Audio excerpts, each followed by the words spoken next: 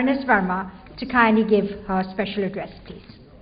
Secretary General of the NRI Institute, Manu Jagmohan Singh, my bhabhi, Mrs. Jagmohan Singh, my brother, Amar Singh Ji, my bhabhi, Mrs. Amar Singh Ji, Sardar Talochan Singh Ji, Chief Justice Khan, Senator Seth, Mr. Said, and of course, how could I forget, the most important person in this room to me, Mr. Verma.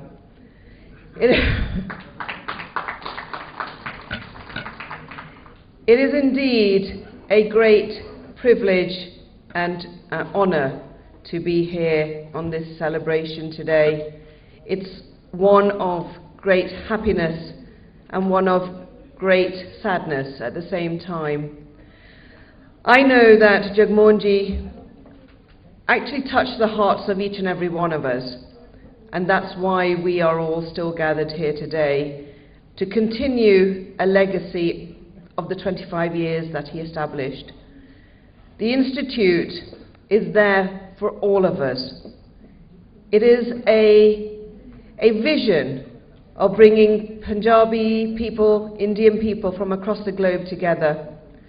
And I know when I first met Jagmohanji, I've never known anybody be able to magic me into what he wanted us all to do. And it was right, General Sandhu Sahab. What you said, your words were absolutely perfect. I listened to every single word you said today, and I can say no one could have delivered a better message than General Sandhu today. It was an excellent expression of the man each and every one of us knows. And for me, the key thing he said in his speech was about how much investment the NRI does back into India. And much of it through the charity sector goes into religious buildings. And I, like you, very much want that the money that comes for charitable use comes into direct hands of charities. And I know Jagmohanji was a great supporter of one of the charities that I've seen working here in India, which is the Rajasthan Bal Kalyan Smiti, the RBKS in Rajasthan, which is very ably led by one of our awardees today, Mr. Girja Shankar. When you're educating 15,000 little children from tribal villages, that to me is the greatest charity that you can deliver. And Jagmohanji saw that and supported that. And that is the great strength of NRI. It is actually a widening of our own sort of visions of what we can deliver. I think for me, being part of this extended family, and that's what Jagmohanji tried to do, he tried to make us all part of an extended family and actually showed us how to build on relationships. It's easy to start a relationship, he would say. The hardest thing is to maintain it. And relationships are only maintained when both people work at it. And I know that I, for one, will always honour the time that I spent with him. My husband, Ashok, was there 1 or 2 days, I think, before he sadly left us. But even then, his thoughts were on how this institute would carry on. He would be so proud where he's sitting today to see what his son Manu Jagmohan Singh is doing. It's a real heavy place to fill.